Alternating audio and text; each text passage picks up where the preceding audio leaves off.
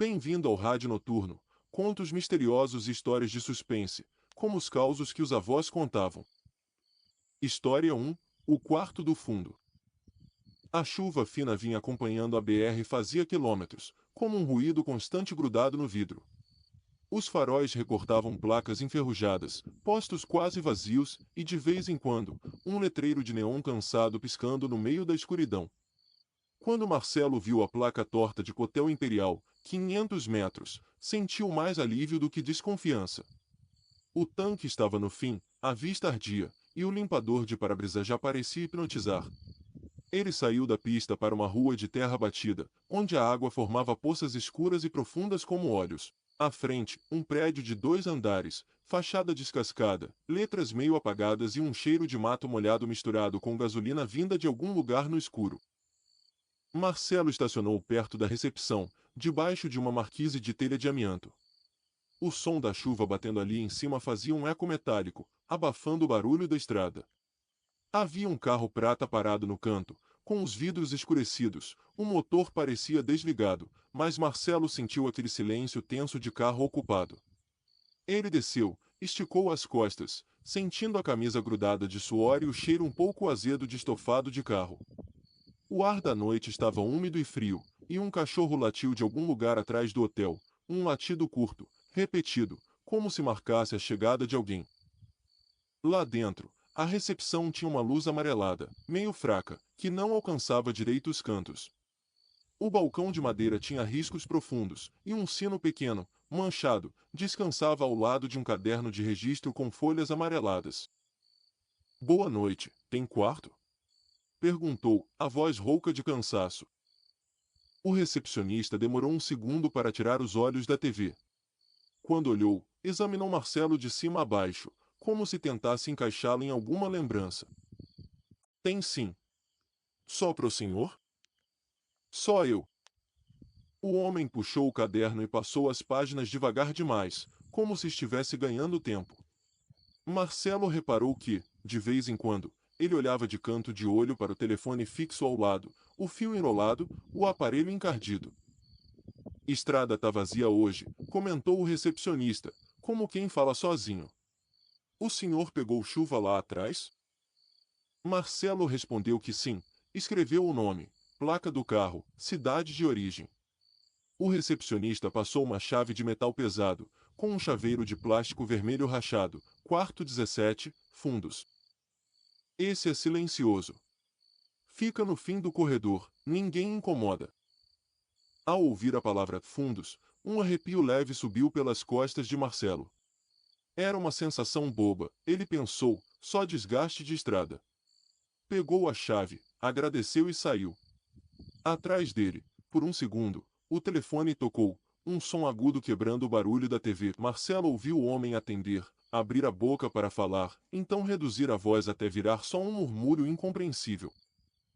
Subindo a escada estreita, o cheiro mudava. No primeiro degrau, vinha aquele cheiro de produto de limpeza barato, quase doce demais. No meio da escada, o cheiro de mofo, de carpete úmido. No corredor, o ar parecia mais parado, carregado de algo que lembrava cigarro e desinfetante misturados. As portas de madeira, alinhadas, tinham números metálicos tortos. Lâmpadas nuas iluminavam em círculos falhos, deixando sombras duras no teto. Marcelo passou pelos quartos 11, 12, 13. O corredor parecia mais longo do que precisava ser. Quando alcançou o 17, notou que a maçaneta estava arranhada, como se alguém tivesse tentado forçar, ou como se uma chave tivesse errado muitas vezes o buraco. Ele enfiou a chave, girou com um pouco de esforço e empurrou a porta. O quarto cheirava a perfume barato misturado com cigarro velho. O lençol, esticado demais, tinha um brilho meio áspero. Ele acendeu o abajur ao lado da cama, que piscou antes de firmar uma luz amarelada. Deixou a mochila na cadeira, foi até a janela. A vista dava para o terreno baldio atrás do hotel, onde o mato alto se misturava a lixo esquecido, um pneu, uma cadeira quebrada, garrafas. O vento fazia o capim balançar em movimentos suaves, quase hipnóticos. Mais ao longe, os faróis de caminhões cortavam a noite pela pista, como vagalumes disciplinados. Enquanto se virava de volta, o olhar de Marcelo bateu no telefone do quarto. O fio estava ali, enrolado, mas o fio principal, perto da parede, estava cortado, exposto, como se tivesse sido arrancado com pressa. Ele franziu a testa, se aproximou, passou o dedo sobre a parte descascada. Aquilo não era um defeito antigo, os fios ainda pareciam limpos. Deve ter quebrado e ninguém arrumou, tentou se convencer. Ainda assim, algo dentro dele anotou aquela imagem, guardou como um alerta fraco e insistente. Tomou um banho rápido, a água morna oscilando entre quase fria e quase quente, o barulho do chuveiro encobrindo por alguns minutos qualquer ruído de fora. Quando saiu, enxugando o cabelo com a toalha áspera, ouviu passos no corredor. Um passo, pausa. Outro passo. O piso de madeira rangia, num ritmo lento. Marcelo ficou parado, ouvindo. Os passos pararam bem em frente à porta. Ele olhou para a fresta embaixo. Uma sombra interrompia a linha de luz do corredor. Alguém estava ali, imóvel. A mão de Marcelo apertou a toalha com força. O som de metal roçando surgiu do lado de fora, uma chave tentando a fechadura. A primeira tentativa foi suave. A segunda, mais insistente. A maçaneta tremeu levemente. Marcelo engoliu em seco, o coração acelerando sem pedir licença. Aproximou-se devagar, sem fazer barulho, e girou a trava interna, só para ter certeza de que estava realmente trancada. A massa parou de se mexer. A sombra continuou ali, desenhada no chão. O quarto está ocupado, ele disse, a voz mais firme do que se sentia. Silêncio. Nenhuma resposta. Só o ruído distante de um caminhão passando na rodovia. Então, devagar, a sombra se afastou. Os passos recomeçaram, indo para o fim do corredor, o lugar onde não havia mais quartos. E então sumiram. Marcelo ficou alguns segundos parado, as costas coladas na porta. Pensou em descer e reclamar, mas imaginou a cena, o recepcionista dando de ombros, dizendo que algum hóspede se confundiu de quarto. Além disso, o corpo pedia cama. Ele tentou se convencer de que aquilo era só um incômodo pequeno, um exagero do próprio medo. Apagou o abajur e deitou. O colchão afundou mais de um lado, fazendo-o escorregar um pouco. Do lado de fora, o vento ganhava força, fazendo algo bater no telhado. Marcelo fechou os olhos, tentando se concentrar na respiração. Aos poucos, o barulho da chuva voltou a dominar. Não soube quanto tempo se passou até acordar de novo. A primeira coisa que percebeu foi a escuridão completa. O abajur estava apagado, e a luz do corredor, que vazava por baixo da porta, também tinha sumido. Ele ergueu a cabeça. Foi aí que ouviu os passos de novo. Dessa vez, não vinham de longe. Era como se alguém estivesse andando de um lado para o outro, bem diante do seu quarto. Passos curtos, impacientes. A madeira rangia mais alto, porque o resto do hotel parecia suspenso em silêncio. Marcelo prendeu a respiração, tentando contar cada passo para se acalmar. 1, 2, 3. Pausa. 1, 2. Parou. A maçaneta se mexeu de novo. Primeiro devagar, como se testasse. Depois com mais força. A porta tremeu sutilmente, e Marcelo ouviu o som seco de um ombro encostando, empurrando. Ele pulou da cama, tropeçando no próprio tênis largado no chão, e arrastou a cadeira para perto da porta, encaixando a parte de baixo debaixo da maçaneta. "Quem tá aí?" perguntou, a voz baixa demais, como se tivesse medo de acordar o resto do prédio, medo de chamar ainda mais atenção. Nenhuma palavra veio do outro lado. Em vez disso, um barulho raspado, como unhas correndo na madeira perto da fechadura. Depois, silêncio total. Nem passos, nem rangidos, nada. O próprio hotel parecia ter parado de respirar.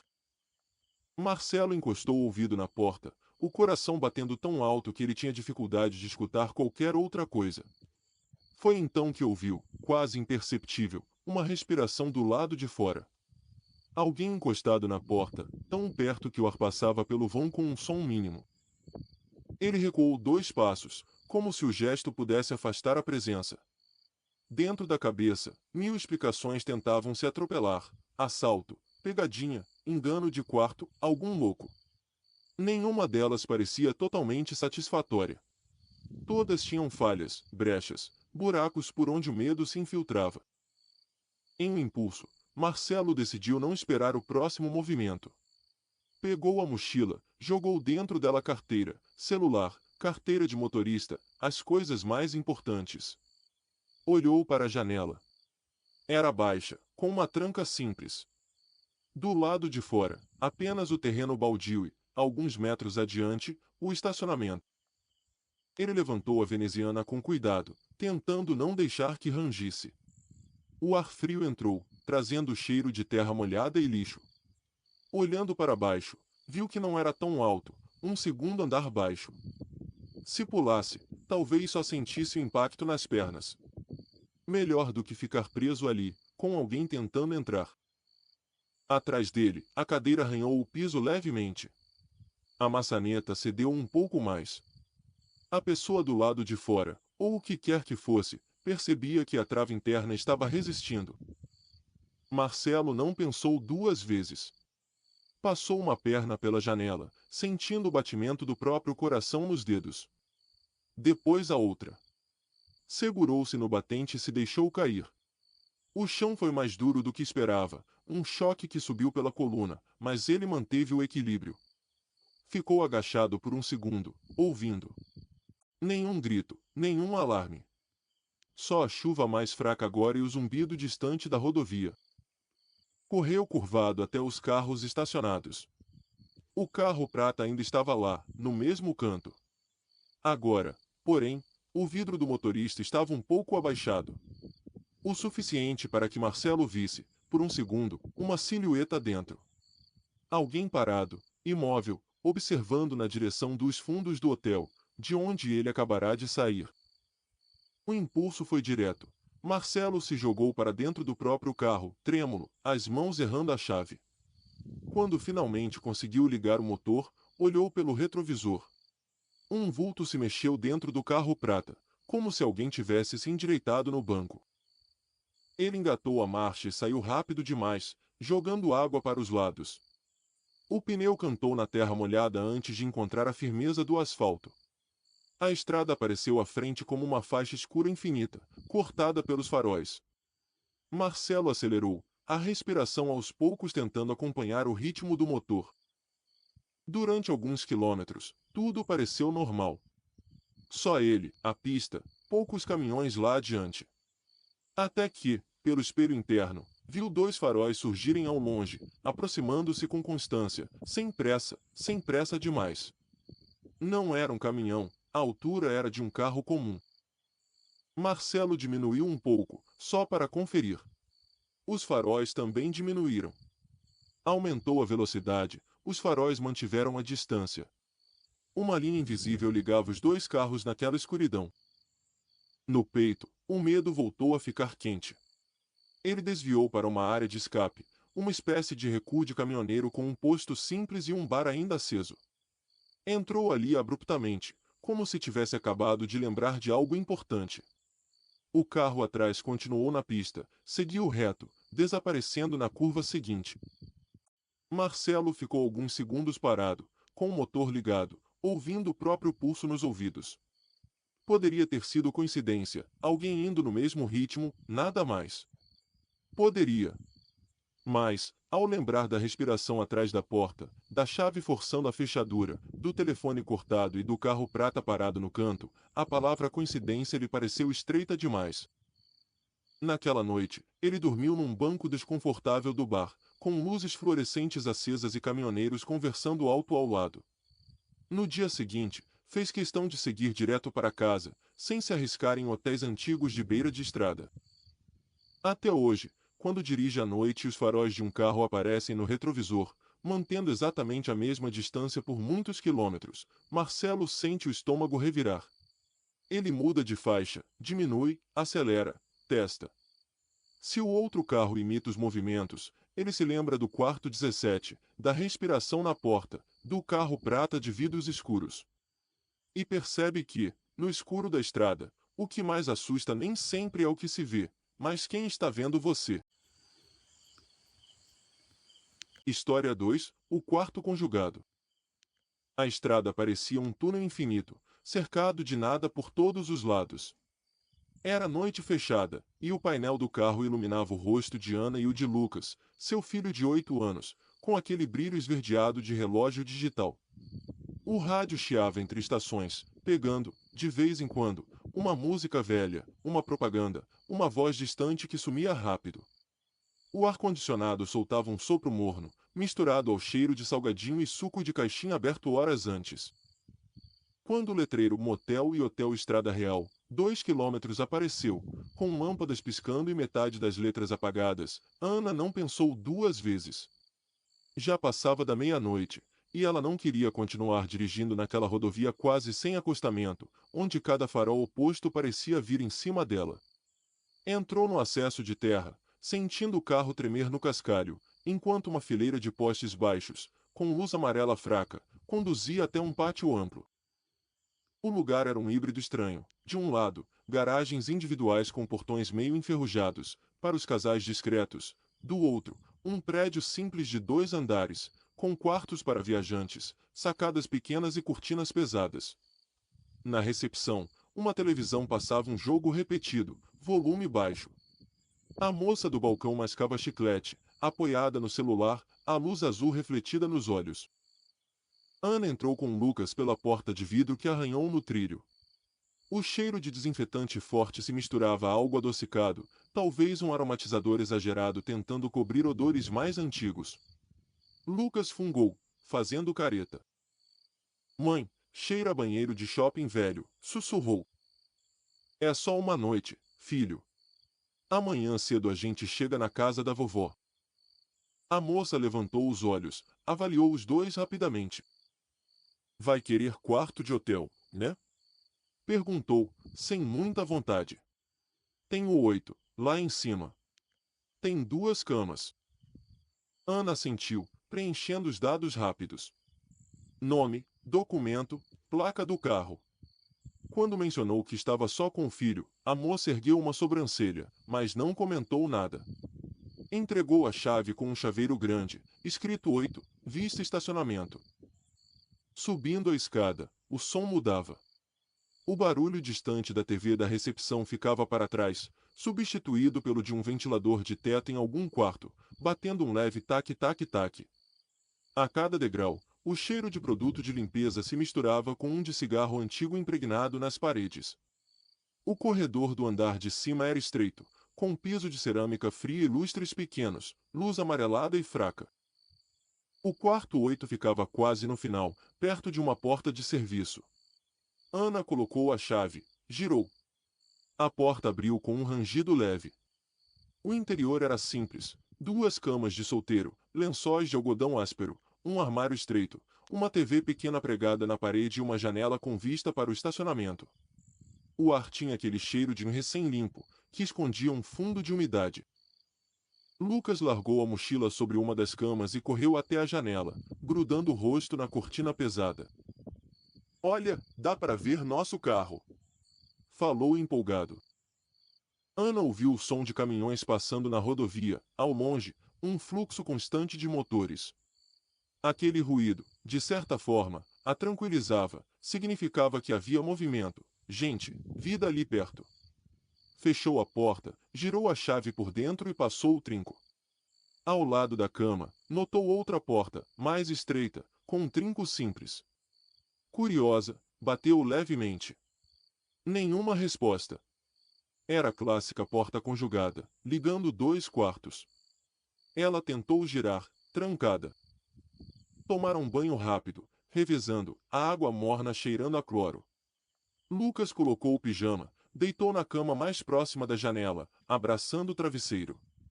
Ana apagou a luz principal, deixando só o abajur de cabeceira aceso, lançando um círculo quente sobre a parede. Sentou-se na cama ao lado da porta conjugada, mexendo no celular para avisar a mãe que tinham parado num hotel e chegariam pela manhã. O sinal era ruim, as mensagens demoravam a ir. Foi então que ouviu o primeiro ruído vindo da porta do quarto ao lado. Um som abafado, como algo sendo arrastado pelo chão. Depois, um clique de chave girando, mas não na porta principal, na porta conjugada. Ana congelou por um segundo, levantando os olhos devagar. O trinco tremeu levemente, um movimento mínimo, mas inconfundível. Mãe? A voz de Lucas veio baixinha, do outro lado do quarto. Acho que alguém está no corredor. Ela olhou para a porta principal. Nada. O som vinha, claramente, da porta entre os quartos. Deve ser o hóspede do lado, puxando mala, filho. Dorme, tentou responder, mantendo o tom calmo. Mas a mão dela, sem que percebesse, já estava em cima do trinco da porta conjugada, apertando para ter certeza de que estava bem fechada. O metal estava frio, ligeiramente úmido. Ela encostou o ouvido e, por trás da madeira fina, escutou algo como um sussurro, muito perto. Não dava para entender as palavras, mas dava para sentir a proximidade. O sussurro parou. Em seguida, 3 batidinhas leves na porta, bem ao lado da orelha dela. Taque. Taque. Taque. Ana deu um pulo, recuando, o coração disparando. Tentou rir de si mesma, pensando em como contaria aquilo como uma história engraçada depois. Olha eu, adulta, com medo de batidinha na porta de hotel. Ligou a TV, deixada no mudo, só para ter uma luz a mais. O tempo passou, ela não sabia dizer quanto. Em algum momento, Lucas adormeceu, respirando pesado. Ana apagou o abajur, ficando só com a luz azul da TV, deitou-se de lado, de frente para o filho, de costas para a porta conjugada.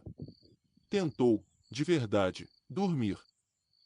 Acordou com uma sensação estranha, como se não estivesse sozinha no quarto. Um frio subiu pelas costas. Sem virar completamente, ela abriu os olhos e viu, refletido no vidro escuro da janela, algo que não era apenas o contorno da cama e do abajur apagado. No reflexo, entre a cama dela e a porta conjugada, havia um vulto alto, parado. Ana prendeu o fôlego. Virou-se devagar, o mínimo que podia. O quarto estava escuro, exceto por uma faixa de luz que vinha por baixo das cortinas. Ela não viu ninguém ali, fisicamente. Mas o reflexo ainda estava na janela, uma forma, um recorte escuro no meio do quadro. Ela apertou os olhos, achando que podia ser só um jogo de sombras. Quando abriu de novo, o vulto parecia mais perto, como se estivesse a um passo da cama de Lucas. Num impulso, Ana levantou, atravessou o quarto em 2 passos e abriu a cortina de uma vez. O reflexo desapareceu, engolido pela luz dos postes do estacionamento. Lá fora, alguns carros parados, um caminhão longe. Nada mais. Mãe, murmurou Lucas, sonolento. O moço estava na janela. Ela se virou, o coração quase parando. Que moço, filho? O moço de boné. Ele estava olhando aqui para dentro. Eu fingi que estava dormindo. Uma onda gelada percorreu todo o corpo dela. Ana agarrou o menino pelos ombros, sem perceber a força. Quando você viu isso? Por que não me falou? Lucas fez uma careta, assustado com a reação. Agora há pouco, eu acordei e ele estava aqui. Aí você levantou, ele abaixou rapidinho. Ana correu até a janela de novo, desta vez não só abrindo a cortina, mas destrancando e abrindo o vidro. O ar frio da madrugada entrou, trazendo consigo o cheiro de gasolina, borracha, um pouco de fumaça de cigarro de algum lugar distante. Ela se inclinou, olhou para baixo. Abaixo da janela, um pedaço de telhado que servia de cobertura para a porta de baixo. Em cima desse telhado, tinha marcas de sapato, manchas frescas de barro. Alguém tinha estado ali, recente. O som veio então, do outro lado do quarto, um clique seco na porta conjugada. O trinco girando, muito devagar. Ana fechou as janelas pressas, correndo até a porta estreita. O trinco interno começou a tremer, como se alguém do outro lado estivesse testando a resistência. Ela apoiou o corpo contra a madeira, empurrando para frente. O coração parecia bater no pescoço. Mãe, o que foi? Lucas, agora totalmente acordado, tremia na cama. Fica aí, não levanta, ordenou, sem tirar os olhos da maçaneta. Do outro lado, uma voz masculina, baixa, falou algo que ela não entendeu. O sotaque era pesado, as palavras embaralhadas pela madeira. Por um instante, pareceu uma pergunta. Em seguida, uma risada curta, seca, sem humor. O quarto tá ocupado, Ana disse, tentando que a voz não saísse trêmula. Vou chamar a recepção. Silêncio. O trinco parou de se mexer. Ela ficou ali, colada à porta, esperando ouvir os passos se afastarem. Não ouviu nada. Nem um passo, nem um ranger, nem um suspiro. Só a respiração acelerada dela mesma. Sem tirar o corpo da porta, ela pegou o celular do bolso do short. Não havia sinal. Nenhuma barrinha. A rede tinha desaparecido. Foi então que o som veio, mas não dali, 3 batidas, agora na porta principal. Mais fortes. Tum, tum, tum. Ana quase sentiu as paredes vibrarem. Olhou para Lucas, que se encolheu, os olhos arregalados. Quem é? Perguntou, tentando controlar a tremedeira. Recepção, uma voz masculina respondeu, do lado de fora. Tá tudo bem aí? A voz era diferente da que tinha ouvido atrás da porta conjugada. Mais clara, menos abafada. Ana hesitou, com medo de destrancar qualquer coisa naquele momento. O que você quer? A gente recebeu uma reclamação de barulho nesse andar. Se a senhora preferir, posso trocar o quarto. Tem gente entrando aí. A frase cortou como faca. Tem gente entrando aí. Ana respirou fundo, tomou uma decisão rápida.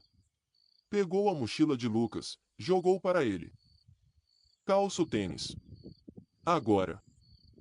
Enquanto Lucas obedecia, tremendo, ela manteve o corpo contra a porta conjugada e, com a mão livre, destrancou a principal, só uma fresta.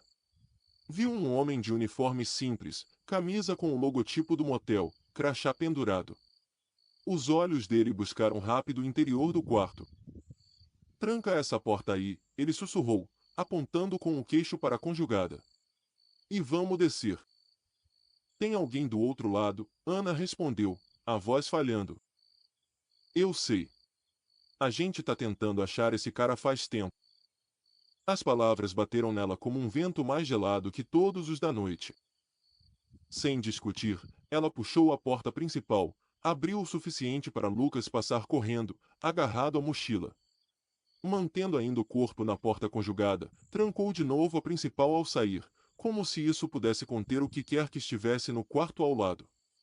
O funcionário fez sinal para descerem rápido, mas sem correr. O corredor parecia maior, as luzes mais fracas. Ao chegar na escada, o homem parou, olhou para cima, numa direção que Ana não alcançou. Ela ouviu, bem lá no fundo do corredor, a porta conjugada bater com força. Um som seco, como se alguém tivesse desistido de entrar por ali. Ou tivesse decidido tentar por outro caminho. Na recepção, a moça largou o celular ao ver a cena. Segurava o telefone sem fio na mão, linha aberta. Ele subiu de novo? Perguntou ao funcionário. Subiu. E estava na porta deles, ele respondeu. Liga para a polícia. Agora. Ana, ainda ofegante, abraçava Lucas com tanta força que quase o machucava. As mãos dela tremiam, mas a mente parecia mais clara do que em qualquer outro momento da noite. Quem é ele? Perguntou, encarando os dois. A moça hesitou, como se não soubesse quanta informação era demais. Um cara que fica rondando os quartos de madrugada, bate nas portas, tenta as fechaduras. Alguns hóspedes reclamaram de chegar e pegar a porta aberta, coisas mexidas. A gente acha que ele entra quando o hóspede sai pro banho ou pro café. Já tentamos pegar, mas ele sempre some pelo mato aí atrás. Ana engoliu em seco, sentindo o chão meio mole sob os pés. E vocês continuam atendendo normalmente?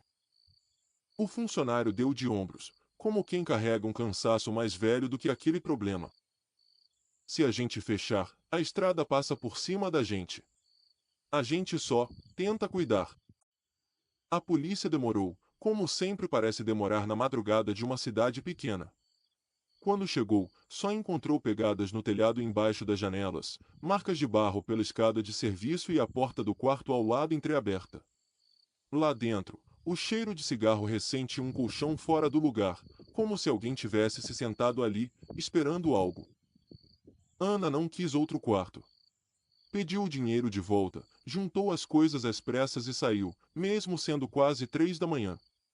Preferia dirigir cansada a dormir ali, sabendo que em algum lugar, entre o mato e o estacionamento, alguém ainda podia estar observando. Meses depois, quando contou a história para uma amiga, ouviu um riso descrente do outro lado da mesa. Nossa, que hotel mal administrado, a amiga comentou, como se fosse só mais um descuido de funcionários preguiçosos. Ana também riu, para não se alongar. Só não contou que, desde aquela noite, sempre que entra num quarto de hotel com porta conjugada, ela testa as duas fechaduras, olha por baixo para ver se há luz do outro lado, e arrasta algum móvel para bloqueá-la. E que, em mais de uma madrugada, acordou certa de ter ouvido 3 batidinhas leves na madeira, mesmo estando sozinha, mesmo não havendo ninguém no quarto ao lado. História 3: A última pousada antes da serra. A neblina caía pesada sobre a pista, engolindo as placas e deixando os faróis do ônibus emoldurados num halo branco. Paulo, motorista há mais de 15 anos, mantinha as mãos firmes no volante, embora os olhos ardessem de cansaço. A serra começaria dali a poucos quilômetros, e ele sabia que não era boa ideia encarar aquelas curvas íngremes com sono pendurado nos ombros. O relógio no painel marcava 2h20 da manhã.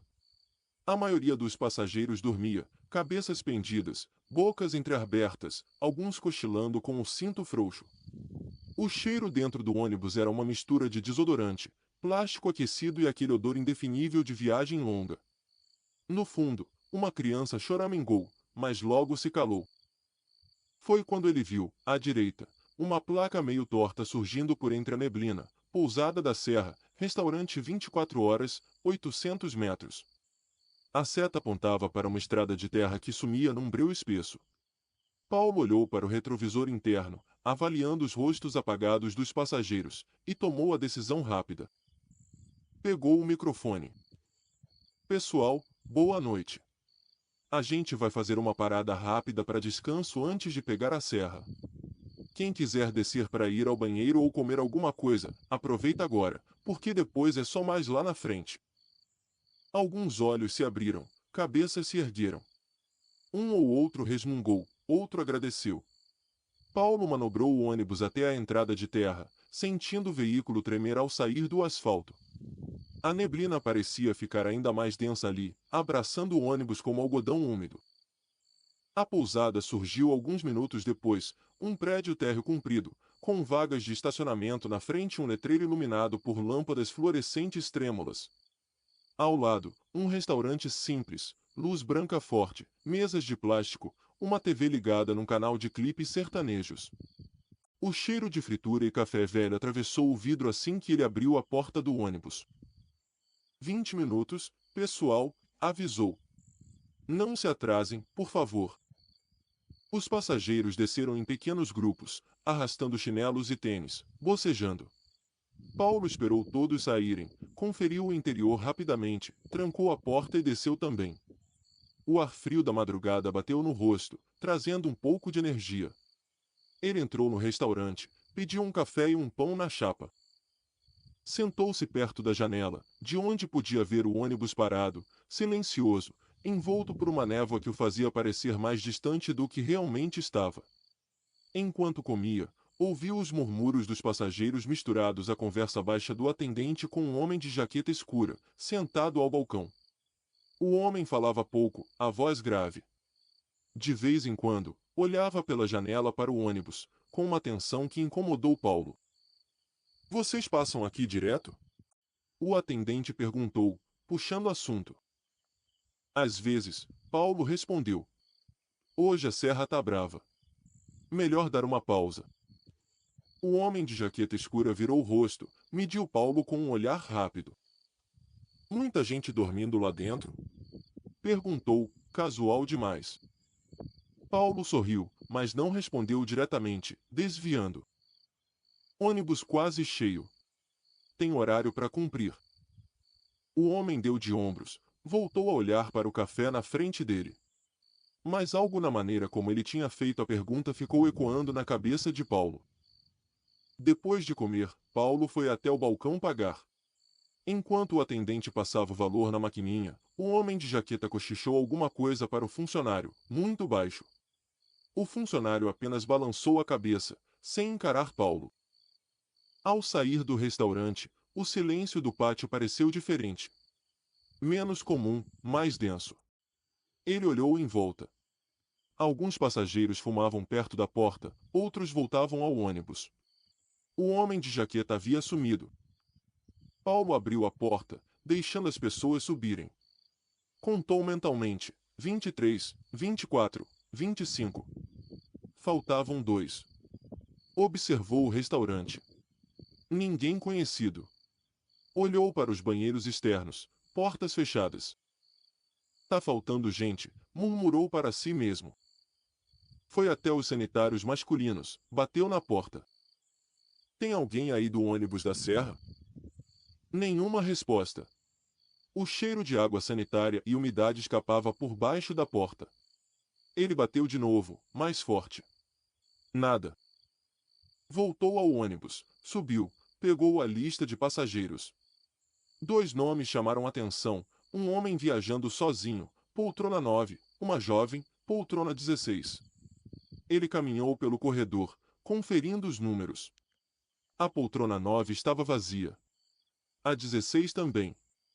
Em cima da poltrona da jovem, uma mochila pequena continuava ali, fechada. Uma sensação de coisa errada encostou nele.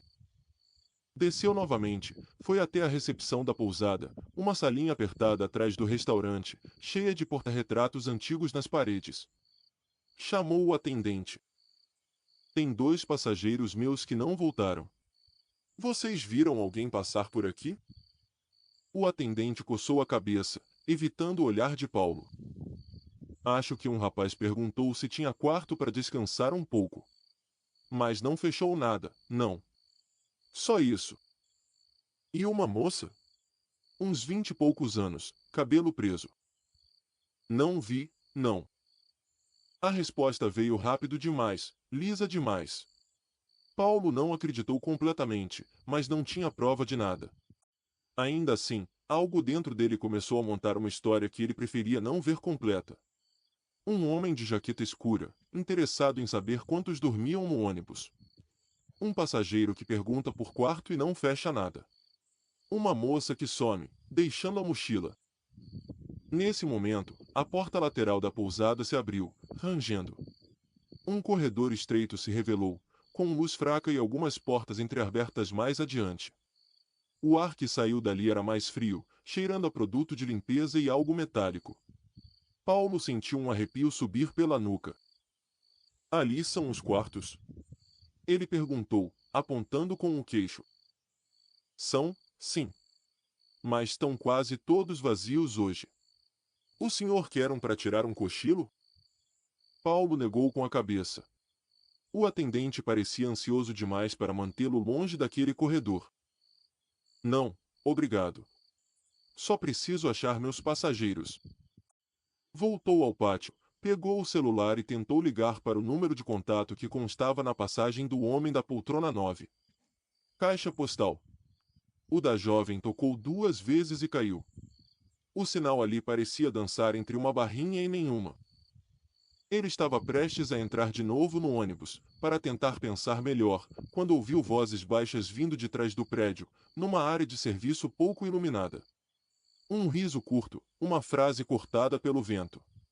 Paulo se aproximou devagar, sentindo o cascalho estalar sob os pés. Pela fresta entre 2 carros estacionados, viu o homem de jaqueta escura encostado na parede, mexendo em algo no bolso. Ao lado dele, outro sujeito, mais baixo, segurava o cigarro entre os dedos. O motorista esperto, fica de olho em tudo, o mais baixo dizia.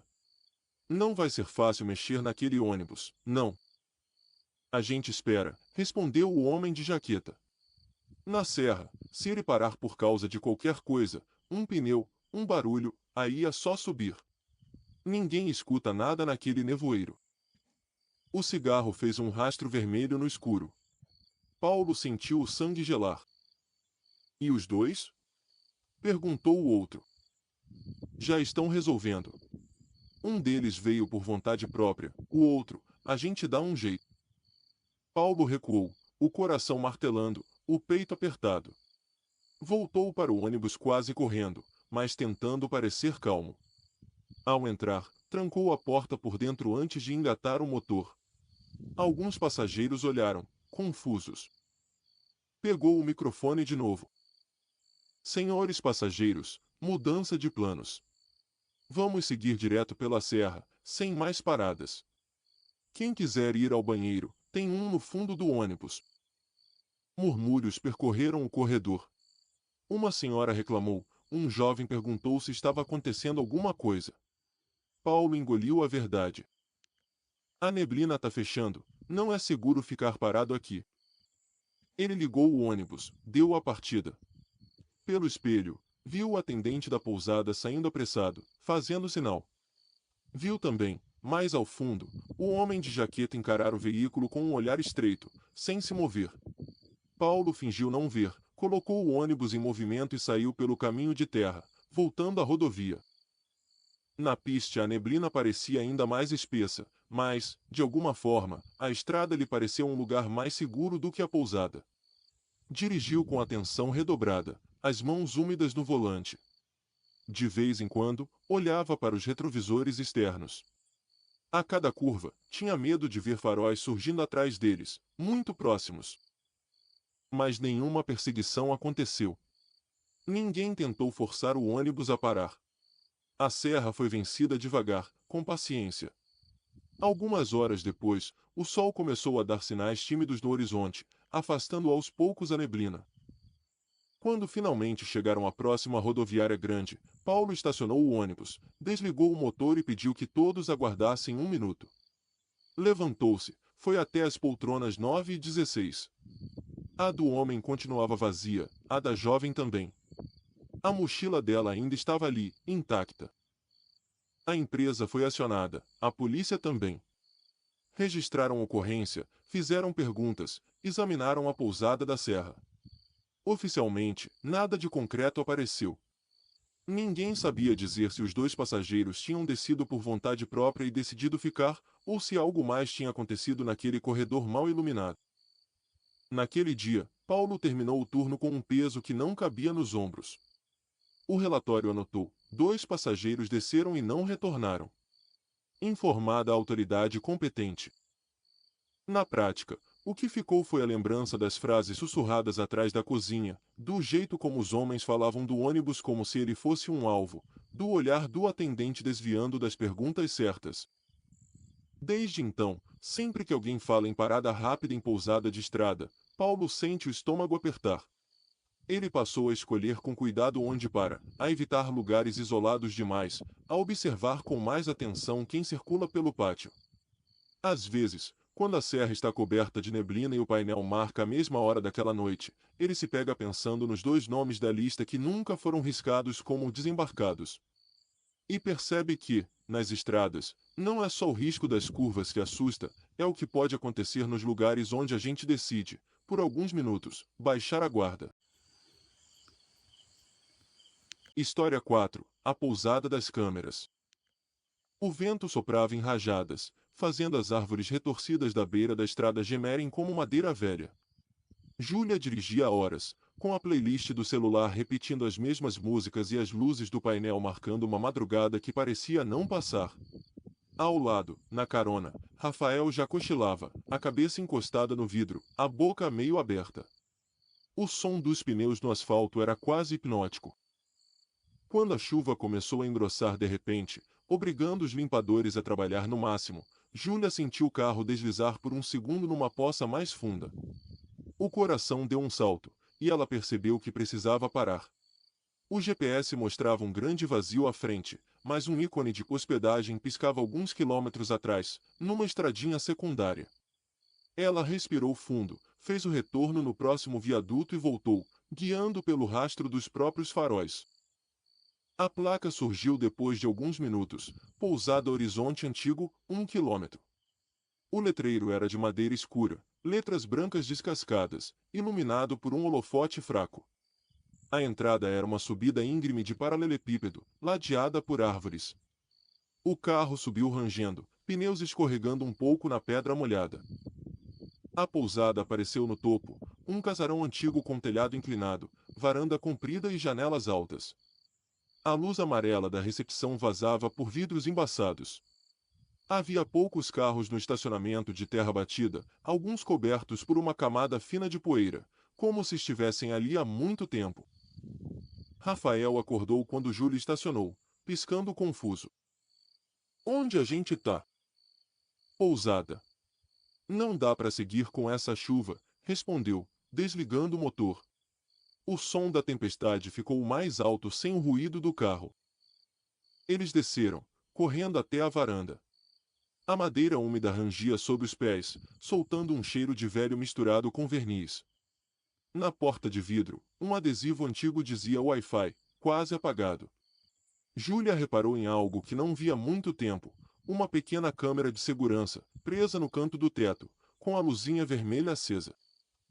Lá dentro, a recepção tinha um balcão de madeira escura, uma estante com chaves penduradas em ganchos, e, ocupando quase toda a parede oposta, um painel de monitores. Eram telas pequenas, algumas em preto e branco, outras coloridas, mostrando diferentes ângulos da pousada, o estacionamento, o corredor dos quartos, a escada, o jardim dos fundos, a copa. Uma delas mostrava a própria recepção, com eles dois em pé ali, em tempo real. Boa noite, uma voz masculina veio de trás do balcão. Um senhor de cabelos grisalhos, barba rala e olhos muito claros se ergueu de uma cadeira que Júlia não tinha visto.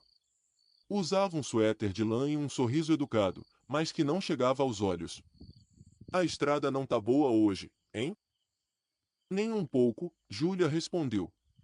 A gente precisava de um quarto, só para descansar algumas horas. Claro, claro. Casal? Ela assentiu. O homem pegou uma ficha, pediu documento, anotou placa do carro. Enquanto ele escrevia, Júlia não conseguia parar de olhar para os monitores. Em um deles, uma câmera apontada para um corredor mostrava uma fileira de portas fechadas.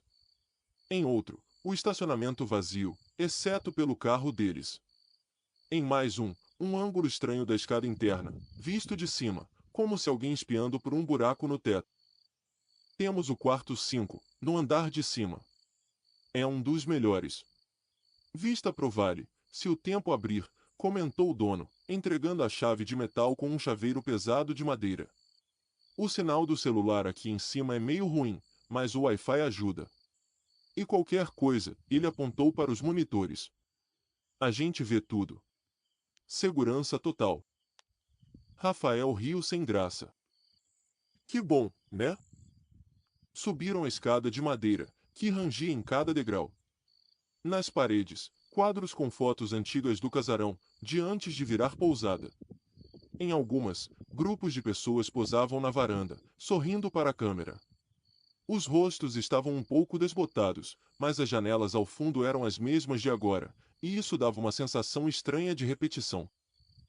O quarto 5 era espaçoso, com cama de casal de madeira, colcha pesada, cortinas grossas e um abajur de cabeceira com cúpula de tecido. O cheiro era de lençol limpo com um fundo de madeira antiga. Havia uma janela grande, mas a vidraça estava tão coberta de gotas de chuva que só se via um borrão escuro lá fora. Eles deixaram as mochilas num canto, tiraram sapatos molhados, sentiram o alívio imediato de estar num lugar seco. Júlia tentou checar mensagens no celular, sem sinal. Conectou no Wi-Fi, que, surpreendentemente, funcionava rápido. Tomaram banho, revezando, a água quente aliviando o cansaço acumulado. Quando voltaram para a cama, a chuva parecia mais calma, mas o vento ainda batia forte, fazendo as árvores do lado de fora arranharem a lateral da casa. Apagaram a luz principal, deixando só o abajur aceso. O quarto se encheu de uma penumbra amarelada.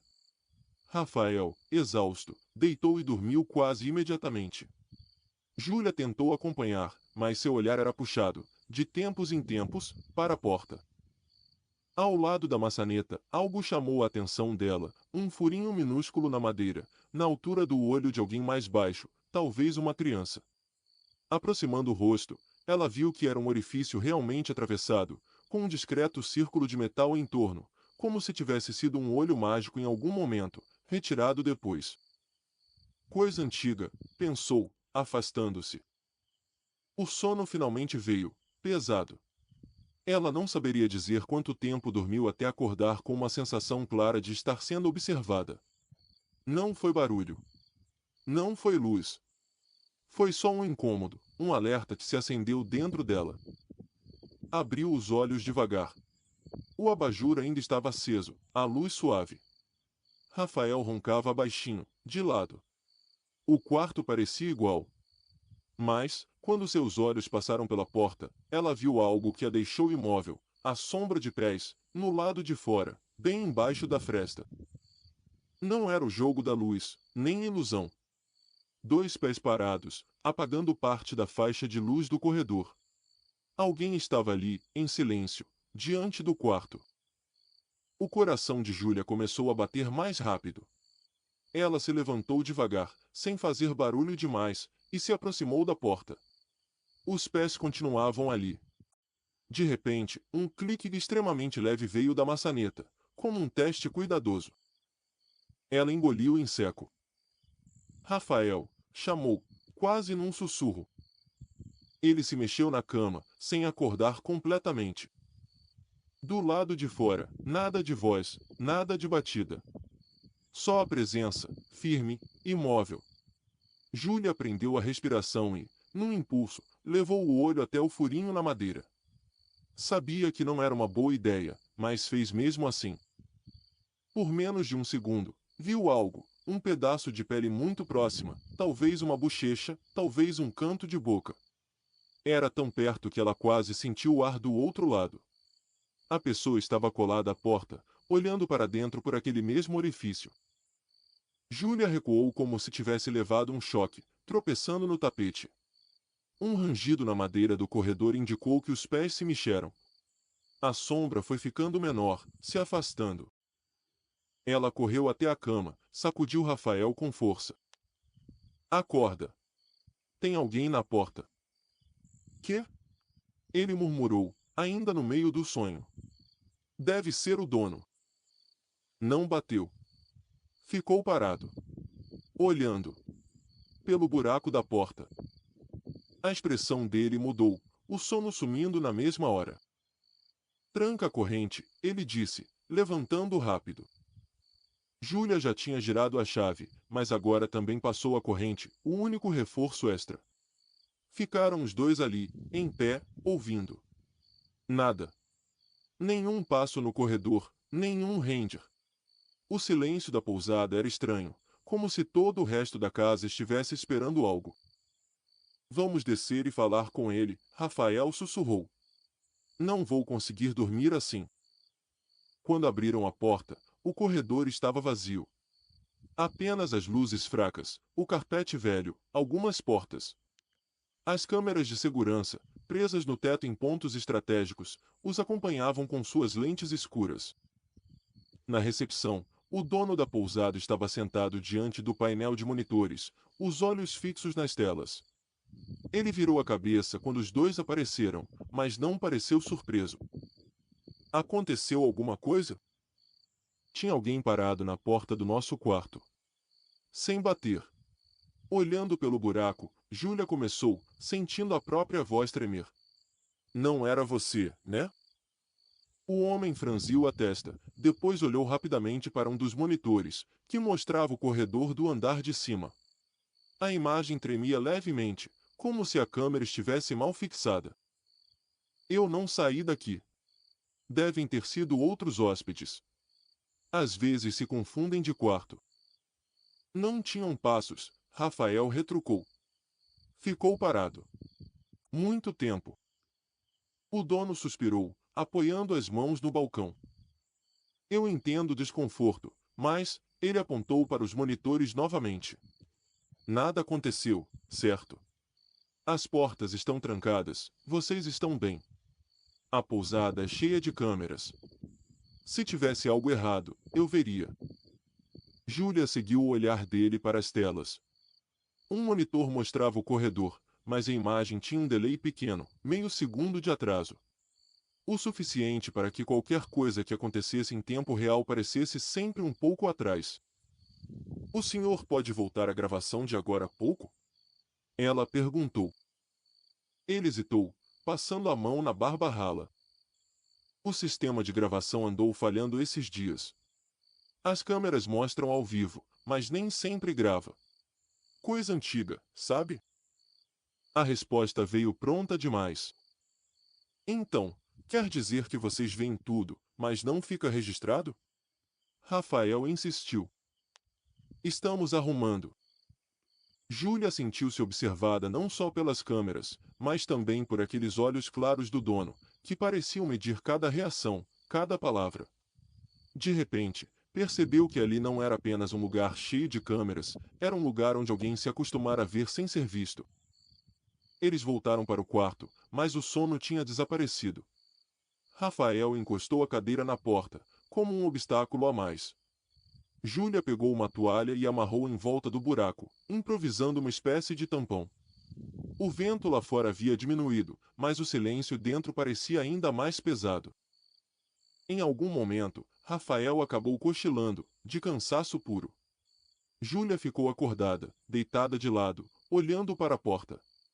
Em vez de olhar para o relógio, olhava para as frestas de luz, esperando qualquer mudança. Foi aí que ouviu o som suave de estática. Achou que fosse dentro do quarto, mas logo percebeu que vinha do corredor, de algum alto-falante pequeno. Uma voz masculina começou a falar, baixa, como se tivesse esquecido o microfone aberto. Quarto 5, acordados. Quarto 2, dormindo. Ela prendeu a respiração. Era a voz do dono, listando alguma coisa, talvez descrevendo o estado dos quartos. Como se estivesse narrando para alguém que não estava ali. Quarto 3, vazios há semanas. Quarto 5, ela continuou olhando para a porta. O coração de Júlia disparou. Ele estava vendo. Naquele momento. Vendo ela através de alguma câmera que ela não sabia onde estava. Olhou em volta, procurando. No teto do quarto, nada. Na parede, só o abajur. No canto, perto do guarda-roupa, um ponto escuro menor, quase invisível, lhe chamou a atenção. Um furo do tamanho de um parafuso, mas um pouco mais brilhante no centro. Ela se levantou de um salto, foi até lá e aproximou o rosto. Uma lente minúscula refletia um ponto de luz. Rafael, acorda agora. Dessa vez, o pânico na voz dela foi o bastante para arrancá-lo do sono. Que foi? Tem câmera aqui dentro. No quarto. Ele tá falando da gente. O som da voz pelo corredor continuava, alternando números de quartos e descrições, sozinhos, casal, luzes apagadas. Rafael levantou, aproximou-se do ponto no canto. Ao perceber a lente, todo o rosto dele mudou. A gente vai sair daqui, ele disse, decidido. Agora. Começaram a enfiar as coisas nas mochilas às pressas. Não havia mais sono, nem cansaço, só o impulso urgente de sair daquele lugar. Ao abrirem a porta, o corredor estava vazio, mas o som da voz ainda vinha, agora mais longe. Desceram as escadas com passos rápidos, sem se importar com o rangido. Na recepção, o balcão estava vazio, mas os monitores continuavam ligados, mostrando imagens de todos os cantos. Em uma das telas, o próprio corredor em que estavam, com um pequeno atraso. No canto da parede, um alto-falante antigo ainda sibilava. Quarto 5, em movimento. Júlia sentiu um fio de gelo na espinha. Eles passaram pelo balcão sem parar, seguiram direto para a porta de vidro. Quando abriram, o vento frio da madrugada os acertou em cheio, trazendo o cheiro da chuva, de terra molhada, de folhas. O carro estava lá, sozinho no estacionamento. Mas, ao se aproximar, Júlia viu, ao lado da roda traseira, marcas de sola recentes na lama, indo e vindo num padrão curto, como se alguém tivesse ficado parado ali, observando. Entraram no carro, trêmulos, ligaram o motor. Antes de descerem a ladeira, Júlia olhou pelo retrovisor. Na janela da recepção, atrás do vidro embaçado, uma silhueta escura se desenhava. Alguém de pé, imóvel, vendo os dois irem embora. Na estrada, a chuva já tinha diminuído. O GPS levou alguns minutos para encontrar sinal. Quando finalmente mostrou a localização, as luzes da pousada já eram apenas um ponto distante atrás deles. Acha que devíamos ter chamado a polícia? Rafael perguntou, depois de alguns quilômetros em silêncio. Júlia pensou por um tempo. E dizer o quê? Que o dono de uma pousada tem câmeras demais. Que ele sabe quando as pessoas estão dormindo. Que alguém ficou parado na nossa porta. Ele não respondeu. Sabiam que, sem algo concreto, aquilo viraria no máximo uma queixa vaga, uma história esquisita. Motéis com câmeras não eram novidade. Pousadas cheias de vigilância também não. Mas, desde aquela noite, Júlia passou a tampar todos os olhos mágicos de hotel com fita adesiva, a olhar para os cantos do teto procurando luzinhas escondidas, a desconfiar de qualquer painel de monitores em recepções vazias. Às vezes, ao entrar num quarto novo, ela sente aquela mesma impressão de estar sendo observada, mesmo sem ver nenhuma câmera. E pensa que, enquanto a gente escolhe onde dormir na estrada, tem gente que transformou em hábito assistir aos momentos em que os outros acham que estão finalmente em segurança. História 5, o posto do quilômetros 412. O caminhão de João roncava pesado, carregado de caixas que ele não fazia questão de saber o conteúdo exato. Trabalhando como autônomo, o importante era o frete pago em dia. A noite estava seca, o céu sem lua, apenas um borrão de estrelas tímidas por cima da escuridão. A estrada parecia mais vazia do que o normal, poucos faróis cruzando no sentido contrário. O ponteiro do combustível se aproximava perigosamente do vermelho quando ele avistou, lá adiante, um conjunto de luzes brancas, um posto de gasolina grande, com letreiro alto e colorido. A placa dizia Posto Miragem, quilômetros 412. Ele já tinha parado ali outras vezes, sempre de dia. À noite, o lugar parecia diferente, mais espalhado, mais silencioso. Encostou o caminhão perto da bomba de diesel, esperando que algum frentista aparecesse.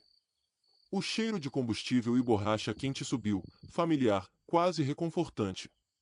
O pátio era amplo, com vagas para caminhões ao fundo, um restaurante 24 horas com luz fluorescente, ao lado, um pequeno bloco de quartos simples, tipo alojamento, para caminhoneiros que queriam dormir algumas horas. As portas eram alinhadas, com pequenas janelas quadradas acima. Um frentista jovem, boné do posto, apareceu bocejando. Completa? Completa. E vê pra mim se ainda tem quarto, que hoje não desce mais serra, João respondeu, jogando o corpo para fora da janela, os olhos ardiam. Enquanto o tanque enchia, ele observou o movimento. Um carro de passeio parado perto da loja de conveniência, luz interna acesa, mas ninguém dentro. Dois caminhões encostados mais ao fundo, motor desligado, cabines escuras. No restaurante, algumas figuras sentadas, sombra mais do que rosto. Depois de pagar, João estacionou o caminhão perto dos quartos, mas não muito perto da estrada. Desceu, sentindo o corpo reclamar de horas de viagem. O ar cheirava a mistura de fritura do restaurante, fumaça de escapamento e aquele perfume barato de banheiro de posto. Na recepção dos quartos, uma janela pequena com grade, atrás da qual uma mulher de meia idade assistia a uma novela num tablet. Ela ergueu os olhos quando ele se aproximou. Quarto para uma noite? Só umas horas, até o sol dar as caras, João respondeu, entregando o documento. Ela anotou num caderno. Pegou uma chave de plástico azul com o número 6 escrito à mão, em esmalte. O 6 está limpo. Não deixa nada de valor no quarto, viu? Melhor deixar trancado no caminhão. Ele assentiu. Regra conhecida. Nos postos de estrada, todo mundo sabia que a linha entre descanso e descuido era fina. O quarto 6 ficava no meio do bloco, porta de metal pintada de branco, já um pouco descascada. Lá dentro, uma cama estreita, lençol simples, uma prateleira de cimento, um ventilador de teto e um banheiro pequeno. O cheiro era de água sanitária recente, tentando apagar um fundo de mofo. João tirou as botas, jogou a mochila num canto, deixou a carteira e o celular dentro, trancou e enfiou no fundo da fronha do travesseiro. Era um hábito antigo, quase automático. Deitou, sentindo o corpo pesado, e ficou ouvindo por alguns minutos os sons característicos do posto à noite, o compressor de ar de vez em quando, uma risada distante no restaurante, o zumbido constante dos refrigeradores da conveniência, motores desligando ao longe. Estava quase pegando no sono quando um som diferente se infiltrou nesse fundo, passos lentos, no corredor externo. O piso de cimento fazia um eco leve, denunciando cada passo. Os passos se aproximavam, passavam pela porta ao lado, chegavam na dele. Paravam. Ele prendeu a respiração, ouvindo. O ventilador continuava girando, um chiado rítmico. Do lado de fora, a presença imóvel. Um dedo pareceu bater de leve na maçaneta, como um teste. Depois, silêncio. Talvez só alguém indo para o quarto ao lado, pensou. Forçou o corpo a relaxar. Dormiu. Acordou não sabia quanto tempo depois, com uma sensação clara de que alguém tinha estado ali dentro. O travesseiro parecia um pouco mais baixo, como se a fronha tivesse sido mexida. A mochila estava no mesmo lugar, mas a posição do zíper estava diferente. Algo nele gritou que aquilo não era detalhe. Sentou na cama, o coração acelerando aos poucos. Pegou a mochila, abriu. A carteira ainda estava lá, o celular também. Dinheiro, documentos, tudo. Deve ser paranoia de quem dorme mal, tentou se convencer. Mesmo assim, foi até a porta, verificou a tranca. Estava fechada. Então como? Ele encostou o ouvido na porta. O corredor estava silencioso. Mas vindo de algum lugar, talvez do quarto do final do bloco, ouviu vozes baixas. Não dava para entender o que diziam, mas o tom era sério, quase áspero. João resolveu ir ao banheiro do posto, esticar as pernas, tomar um café para ver se o incômodo passava. Calçou as botas, pegou a chave e saiu. O corredor estava vazio, iluminado por lâmpadas brancas frias. As portas alinhadas, todas fechadas.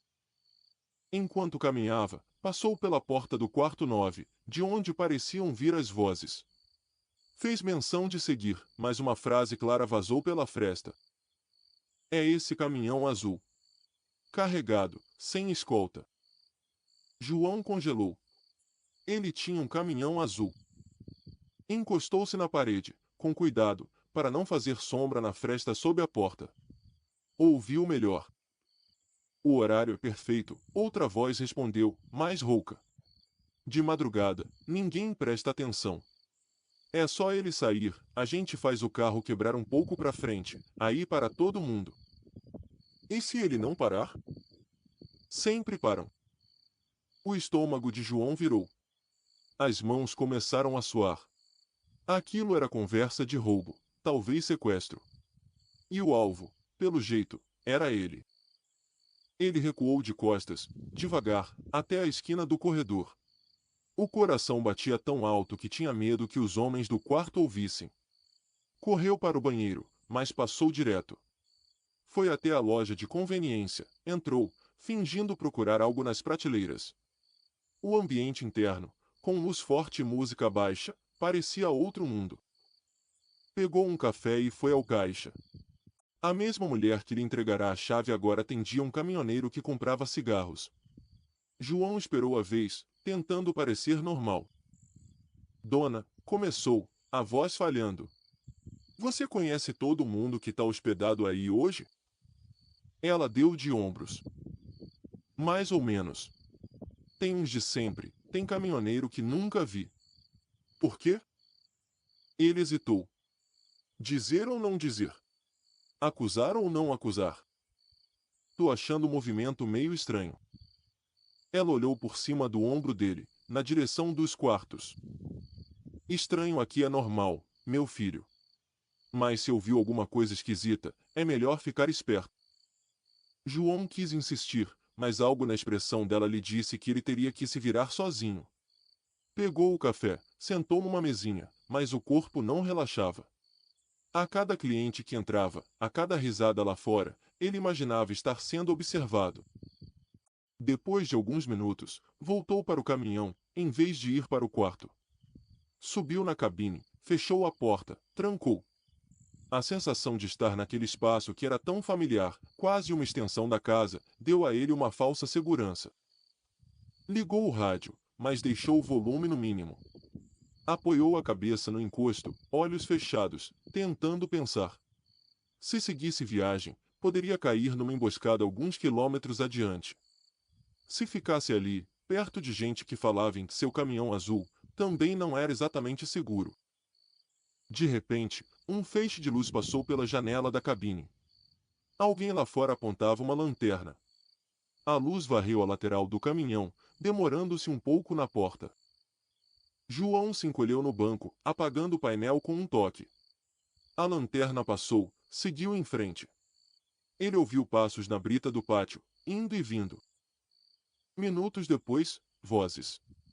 2, talvez 3 pessoas, andando perto dos caminhões. Um riso curto, algo como é esse aí.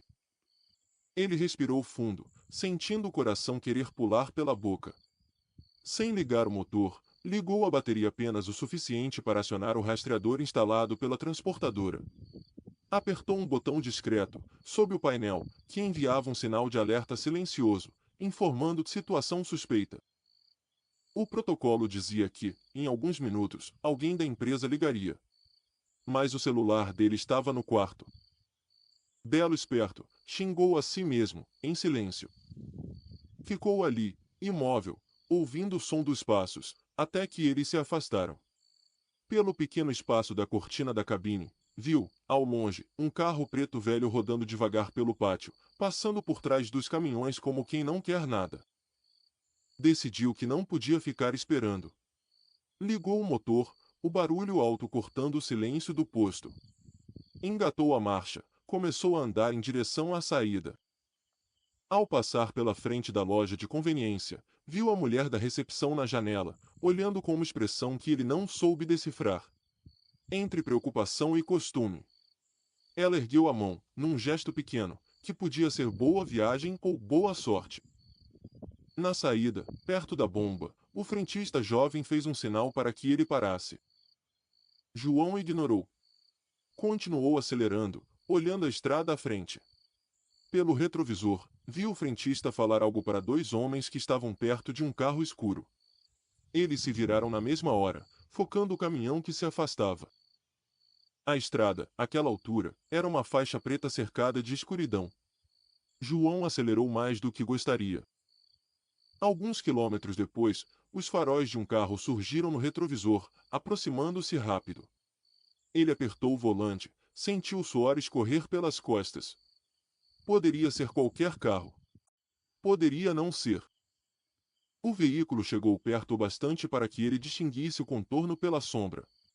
Parecia o mesmo carro escuro que tinha visto no posto. Manteve a distância por alguns segundos, depois aproximou mais, quase encostando. O coração de João disparou. Lembrou das vozes no quarto do posto, da ideia de um carro quebrando a frente, obrigando-o a parar. Mas, dessa vez, não havia ninguém à frente. Só eles dois, o caminhão e o carro, perdidos no meio do nada. Um brilho diferente surgiu no painel do caminhão, o dispositivo de rastreamento. Uma luzinha indicava que a central tinha recebido o alerta. Logo em seguida, o rádio tocou com um chiado curto. A voz do operador da transportadora entrou, baixa, mas clara. João, recebemos o sinal. Situação o quê? Ele pigarreou, sem tirar os olhos da estrada. Tem o carro me seguindo desde o posto do 412. Gente estranha falando do meu caminhão. Se eu parar, não sei o que acontece. Houve um silêncio rápido do outro lado, cheio de cálculos. Mantenha a rota. Daqui a 10 minutos tem uma viatura da rodovia saindo em sentido contrário. Quando cruzar, pisca o farol 3 vezes. Eles vão encostar em você. 10 minutos parecem uma eternidade quando se está sendo seguido. O carro atrás mantinha a mesma distância, colado demais para ser coincidência. Às vezes, os faróis balançavam, como se o motorista cogitasse ultrapassar, mas não o fazia. João dirigia com as mãos duras, os olhos divididos entre a pista e o retrovisor. Cada pequeno desvio na estrada parecia um possível lugar de emboscada. O tempo passou lento. Quando a luz de outro veículo finalmente surgiu adiante, ele quase duvidou. Mas, aos poucos, os contornos de uma viatura da polícia rodoviária apareceram, o giroflex apagado. Ele piscou os faróis 3 vezes. A viatura respondeu com um breve lampejo do giroflex, quase discreto. Segundos depois que cruzaram, João viu pelos espelhos que a viatura fazia o retorno no canteiro. O carro escuro atrás dele pareceu perceber algo. Acelerou, aproximou-se mais. Por um segundo, João pensou que fosse tentar emparelhar. Mas, então, talvez vendo o giroflex acender lá atrás na curva, o carro reduziu bruscamente, mudou de faixa e sumiu numa entrada lateral de terra. A viatura encostou no caminhão alguns minutos depois, as luzes agora acesas. 2 policiais conferiram documentos, fizeram perguntas rápidas, ouviram o relato de João sobre o posto, os quartos, as vozes.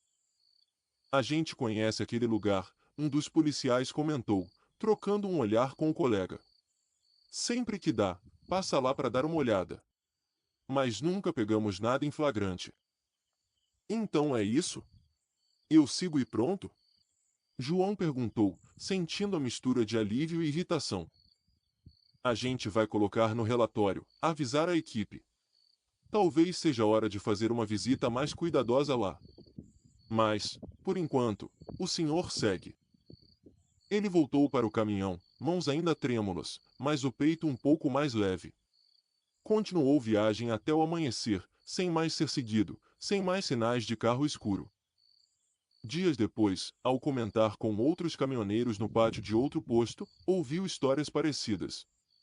Gente que tinha parado no quilômetros 412, na mesma noite, tinha tido a sensação de estar sendo observado, ou notado carros estranhos seguindo por um trecho. Um sugeriu que havia esquema de informação interna, gente passando placa de caminhão bom de carga para quadrilhas. Outro dizia que era exagero, paranoia de quem vive na estrada. João não tinha prova de nada. Só tinha as vozes ouvidas pela fresta da porta, a sensação de que alguém mexera nas coisas dele enquanto dormia, o carro escuro no retrovisor, a saída súbita pela estrada de terra ao ver a viatura. Hoje, quando passa pelo quilômetros 412, se passa, ele faz questão de estar com o tanque cheio. Prefere rodar um pouco a mais até o próximo posto, mesmo que o outro seja mais simples. Porque aprendeu que, às vezes, o perigo na estrada não está nas curvas fechadas nem no asfalto esburacado, mas nos lugares que parecem ter sido feitos para você baixar a guarda, descansar e confiar que, por algumas horas, ninguém vai estar olhando pro que é seu. Você ouviu o rádio noturno. Até o próximo relato.